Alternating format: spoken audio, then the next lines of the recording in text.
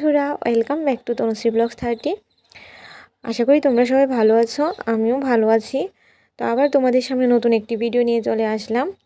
আর এখানে দেখো, কড়াইতে আমি তেজপাতা, শুকনো লঙ্কা আর পাঁচফোড়ন দিয়ে তারপর কিছুটা সাদা তেল ঢেলে দিলাম। তো এখন আমি আলু সিদ্ধ করে রেখেছিলাম, তো এই আলুগুলিকে কড়াইতে দিয়ে দিলাম তেলের মধ্যে। তো আমি নর্মালি একটা তরকারি করব, এমন বিশেষ কোনো রেসিপি করছি না। আর এখন তার মধ্যে দিয়ে দিলাম নুন, আর দিয়ে দেব সামান্য পরিমাণ হলুদ গুঁড়ো, দিয়ে তারপর আমি আলুগুলিকে একটু লাল লাল করে ভেজে নেব। আর কড়াইটার মধ্যে আমি আগেও ডাল রান্না করেছি, মানে ডালের ফোড়ন দিয়েছি, তারপরে ভাজা করেছি, তার জন্য কড়াইটা একটু কালো হয়েছিল, আমি না ধুইনি। আর আজকে খুব তাড়াহুড়ো করে রান্নাটা করছি।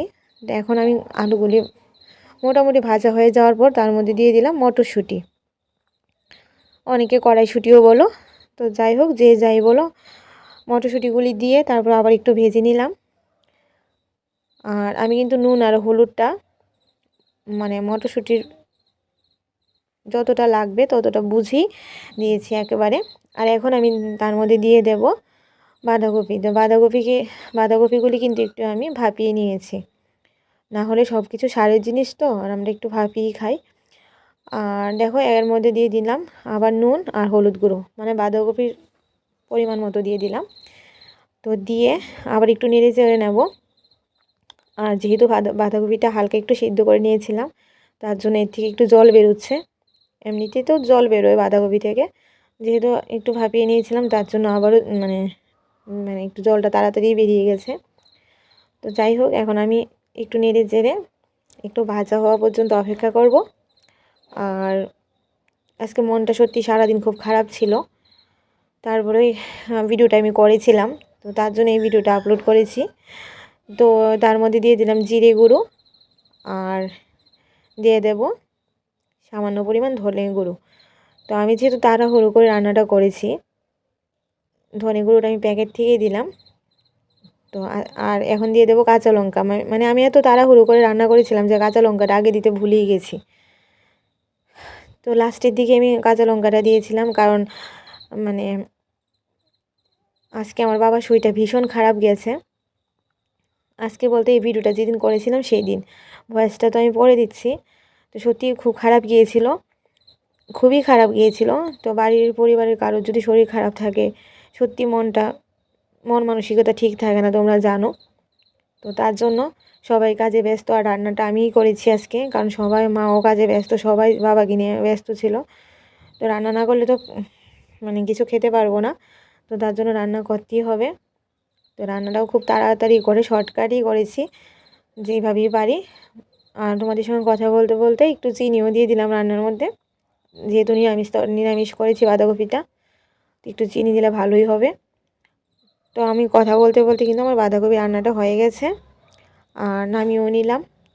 তো দেখো, বাঁধাকপিটা যে মানে তাড়াহুড়ো করে রান্না করলেও খেতে কিন্তু একদমই মানে খারাপ হয়নি, ভালোই হয়েছে। আর আমি বাঁধাকপির মধ্যে কিন্তু গরম মশলা দিয়ে নামিয়েছিলাম, ক্যামেরায় তোলা হয়নি, কারণ আমার মাথা তখন কিছু কাজ করছিল না। তো এখন আবার কড়াইয়ের মধ্যে তেজপাতা, শুকনো লঙ্কা ফোড়ন দিয়ে, কিছুটা পরিমাণ পাঁচফোড়ন দিয়ে সাদা তেল ঢেলে দিলাম। তো এখন আমি বাকি যে অর্ধেকগুলো আলু ছিল সেদ্ধ করা, ওগুলো দিয়ে দিলাম। তো আলুটা দিয়ে তারপর আমি তার মধ্যে আবারও সামান্য পরিমাণ হলুদ গুঁড়ো দিয়ে দেব। নুন আমি এখন দেব না, কারণ নুনটা আমি একটু পরে দেব। তো দেখো, আমি কিন্তু হলুদ গুঁড়োটা দিয়ে দিয়েছি। হলুদ গুঁড়োটা দিয়ে আবার আলুটাকে ভালোভাবে নাড়াচাড়া করে নেব।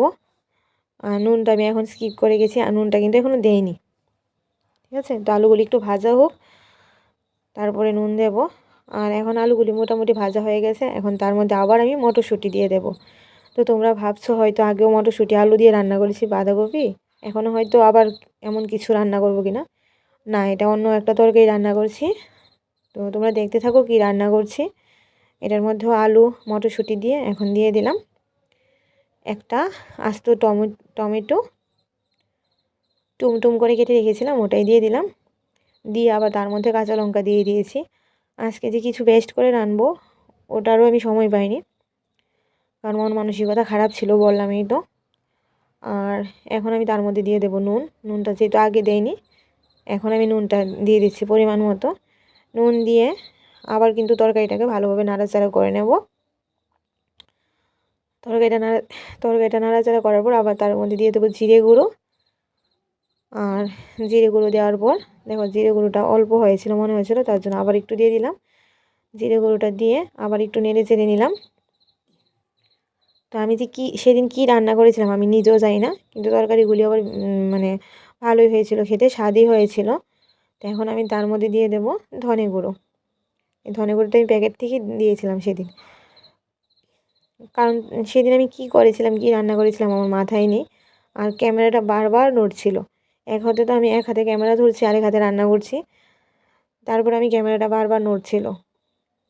তো যাই হোক, ভুল ত্রুটি তোমরা একটু ম্যানেজ করে নিও, কিছু করার ছিল না। তো ভিডিওটা করেছিলাম বলেই ভিডিওটা আজকে দিতে পারলাম। তো এই যে দেখো আমার আলু মটরশুঁটি সব ভাজা হয়ে গেছে, আর এখানে আমি গরম জল ফুটিয়ে নিয়েছিলাম। তাড়াহুড়ো করে রান্না করলো, আমি কিন্তু তরকারিতে সবসময় গরম জলটাই দিই। তো এই যে দেখো আমি এখন গরম জলটা দিয়ে দিলাম। আর আলুগুলো যেহেতু আগের থেকে সেদ্ধ করা ছিল, গরম জলটা আমি প্রথমে একটু কমই দিয়েছিলাম, সবটা দিইনি, কারণ না হলে ঝোলটা যদি বেশি হয়ে যায় এমন একটা ব্যাপার ছিল। তার জন্য আমি গরম জলটা অর্ধেকটা দিয়েছিলাম। তারপর আমি একটু নেড়ে চেড়ে দেখলাম যে আলুগুলি কি সিদ্ধ হয়ে গেছে নাকি আর একটু সিদ্ধ হওয়ার বাকি ছিল। তখন খুন্তি দিয়ে আমি কেটে দেখি যে না, একের পর এক 2-3টা আলু চেক করলাম, দেখলাম যে না, আলুগুলি সত্যি সেদ্ধ হয়ে গিয়েছিল। তো যেহেতু আলুগুলি সেদ্ধ হয়ে গেছে তার মানে আর জল না লাগারই কথা, কিন্তু তারপরেও আমি কিন্তু পুরোটা জল ঢেলে দিয়েছি, কারণ তরকারিটা যখন নামিয়ে নেব তখন হয়তো আলুগুলি একটু মানে জলটা টেনে নিতে পারে, তার জন্য আমি বাকি জলটাও তার মধ্যে ঢেলে দিয়েছি। আর তরকারিটা একটু ঝোল ঝোল রেখেছি, কারণ আমার বাবা একটু ঝোল ঝোল খেতেই পছন্দ করে, তার জন্য আমি পুরো জলটাই ঢেলে দিয়েছি। তো জলটা ঢেলে দেওয়ার পর আবার একটু নেড়ে চেড়ে নিয়েছি। নেড়ে চেড়ে আমি তার মধ্যে আর কিছুই দিইনি সেদিন, আমি তরকারিটা নামিয়ে নিয়েছি। দেখো তরকারিটা নামানো হয়ে গেছে, আর সত্যি তরকারিটা খেতে খুব ভালোই হয়েছিল, খারাপ হয়নি। আমি রান্না করেছি বলে বলিনি, নর্মাল 2টা রেসিপি, এটা সবাই খাও, সবাই জানো, ওইটাই তোমাদের সঙ্গে আজকে শেয়ার করলাম। তো আজকের ভিডিওটা এখানেই শেষ করে দিচ্ছি। ভিডিওটি ভালো লাগলে লাইক কমেন্ট শেয়ার করে দিও, আর অবশ্যই আমার চ্যানেলটিকে সাবস্ক্রাইব করে পাশে থাকা বেল আইকনটি ক্লিক করে দিও।